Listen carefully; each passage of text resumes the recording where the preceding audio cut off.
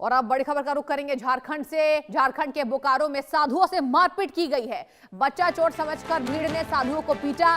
गुस्साई भीड़ ने साधु की गाड़ी के शीशे भी तोड़े हैं। मौके पर पहुंची पुलिस ने हालात यहां पर लोगों को समझाया है। पूछताछ में साधुओं बच्चा चोरी की बात से इनकार कर रहे हैं। पुलिस मामले की जांच पड़ताल में जुटी हुई है। इस वक्त की बड़ी खबर आप देख रहे हैं, जहां बता दें आपको पुलिस मामले की जांच में जुटी है और झारखंड के बोकारो में साधुओं से मारपीट की गई है और ये समझा गया कि वो साधु नहीं बच्चा चोर है। गुस्साई भीड़ ने साधुओं की पिटाई की है, शीशे भी तोड़े गए हैं। आपको तस्वीरें भी दिखा रहे हैं। बोकारो में बच्चा चोरी का शक हुआ और साधुओं से मारपीट की गई है। ये पूरी जानकारी आपको बता रहे हैं। बच्चा चोर पहले उन साधुओं को समझा गया।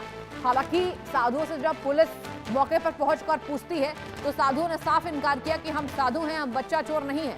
लेकिन पुलिस मामले की जांच पड़ताल में लगातार जुटती दिखाई दे रही है और कहा यह जा रहा है कि भीड़ को आखिर हाथों में कानून लेने का अधिकार किसने दिया, साधुओं को क्यों पीटा गया। क्या भीड़ को ये पता थी ये बात कि वो साधु नहीं बच्चा चोर हैं? उनके पास क्या कंफर्मेशन था, और अगर वो कंफर्मेशन उनके पास नहीं मिला तो आखिर उन्होंने साधु की पिटाई क्यों की। इस वक्त की बड़ी खबर आप देख रहे हैं झारखंड के बोकारो से, जहां भीड़ ने साधुओं को बच्चा चोर समझ लिया और बच्चा चोर समझने के यहाँ पर शक में साधुओं को पीट दिया गया। वहां शीशे तोड़े गए। आप देखिए तस्वीरें, किस तरीके से वहां बवाल मचा दिखाई दे रहा है। और ये भी सवाल उठाए जा रहे हैं कि क्या भीड़ को ये हक है, ये अधिकार है कि वो हाथ में कानून ले ले। क्या ये जानकारी सामने आई?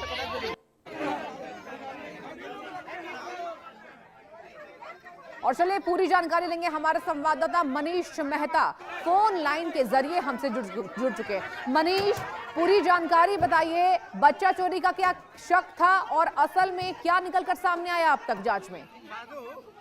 देखिए, इस पूरे मामले में जिस तरह से ये पूरी घटना घटी है उसको लेकर के कई सवाल खड़े हो रहे हैं। सवाल इस बात को लेकर के भी, क्योंकि जो जिस सवाल का जिक्र आप भी कर रही थी कि तमाम जो लोग थे वो एक गाड़ी के भीतर थे, गाड़ी और तमाम जो वो पांचों व्यक्ति वो साधु के पेश में थे जी।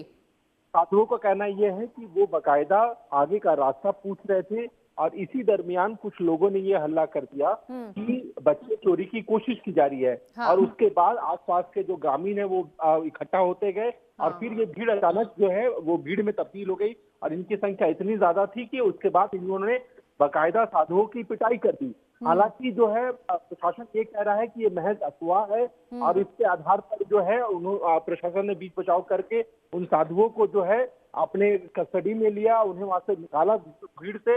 लेकिन इन सब के बीच जिस तरह से ये घटना घटी है उसको लेके कई सवाल खड़े हो रहे हैं। पहला ये कि ग्रामीणों का कहना है कि ये बच्चा चोरी करने की कोशिश कर रहे थे, साधुओं का कहना है कि वो आगे का रास्ता पूछ रहे थे और इस बीच जो है प्रशासन का कहना है कि ये महज एक अफवाह का शिकार बन गए। लेकिन एक बड़ी घटना जो है वो हो सकती थी।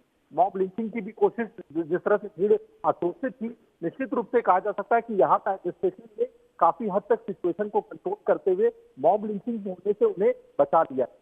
मनीष, आपसे ये भी जानना चाहूंगी कि कितने साधु वहां पर मौजूद थे और ये भी बताइए कि बच्चा चोरी होने का शक तो तब लगाया जाता है कि आसपास साधु के बच्चे होते हैं या फिर किसी बच्चे को जबरन वो पकड़कर गाड़ी में बिठाते।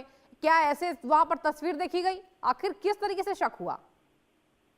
देखिए, जो प्रत्यक्षदर्शी है यानी कि जो ग्रामीण है उनका ये कहना था कि साधु रास्ते में गाड़ी से उतर करके कुछ बच्चों से बातचीत कर रहे थे और उसी बातचीत के आधार पर उन्हें ये शक हुआ कि ये बच्चे को चोरी कर लेंगे। और जिसके बाद मुझे अभी हाल के दिनों में झारखंड में कई इलाके, चाहे राजधानी रांची की बात करें या कोडरमा की बात करें, कुछ जिलों में इस तरह की खबरें आई थी जहां पर बच्चे गायब हुए थे। लेकिन यहाँ पर जो साधु जो थे वो बच्चों से बातचीत कर रहे थे और इसी आधार पर इस तरह की अफवाह उड़ा दी गई कि बच्चा चोरी करने की कोशिश की गई। उसके बाद जो लोग थे वो वहां पर भीड़ की शक्ल में तब्दील हो गए और वो इतने आक्रोशित थे कि वो बकायदा उन्होंने उनकी जमकर पिटाई कर दी।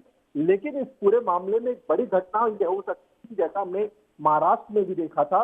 लेकिन यहाँ पर कहा जा सकता है कि बड़ी घटना होते होते बची, लेकिन जिस तरह से कुछ लोगों ने अफवाह उड़ा करके इस घटना को अंजाम दिया है, निश्चित रूप से इसकी पूरी जांच होनी चाहिए कि आखिर इसमें सच क्या है और झूठ क्या है। जी ठीक है मनीष, बहुत बहुत शुक्रिया आपका तमाम जानकारी देने के लिए। और